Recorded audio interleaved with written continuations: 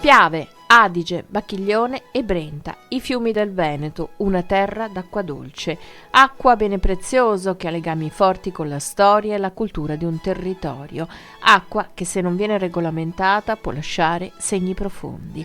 Appuntamento in riva al fiume è il titolo di 5 incontri ideati dall'assessorato all'ambiente e alla protezione civile per informare circa il piano di messa in sicurezza e di interventi in corso dopo l'alluvione del 2010. Non una settica comunicazione scientifica, ma momenti con una valenza artistica e teatrale. L'esordio a Villa Grimani, Valmarana di Noventa Padovana, in riva al Brenta. Con i fondi regionali abbiamo iniziato a intervenire. Abbiamo già realizzato 10 bacini di laminazione, ce ne sono altri 10 in fase di progettazione e tutta una serie di opere minori. L'importo totale delle opere che sono state avviate o che sono in progettazione supera gli 800 milioni di euro.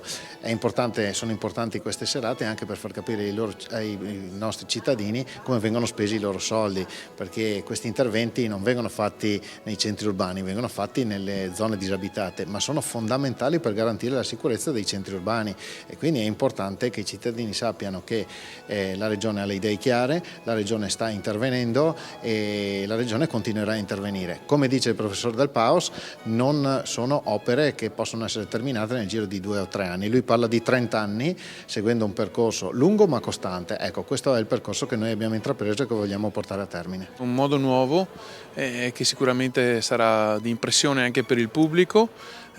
Poi la location che riusciamo a presentare qui a Noventa, che questa è Villa Valmarana, tra l'altro che si affaccia sul Brenta, quindi da questo punto di vista è il punto ideale per parlare appunto d'acque. In queste nostre serate infatti si parlerà di acqua dal punto di vista tecnico, soprattutto di acqua fluviale, ma cercheremo di contestualizzare il significato di questo elemento importantissimo, l'elemento che fra parentesi di cui noi siamo composti per la massima parte, l'acqua. Parleremo anche di che cosa ha voluto dire l'acqua in alcuni luoghi, in alcuni tempi, sia per quel che riguarda la cultura e la storia, ma anche l'arte. Stasera per esempio avremo modo di godere musica barocca grazie a un ensemble molto importante che è l'arte dell'arco, diretta dal maestro Federico Guglielmo. Questo violino di che epoca è? Bernardus Calcanius di Genova del 1710, un violino di cui sono molto orgoglioso, uno strumento di famiglia. Qui siamo in una villa, una delle ville storiche, delle ville venete della Serenissima. Il violino, gli archi sembrano un po' lo strumento tipico di questi contesti.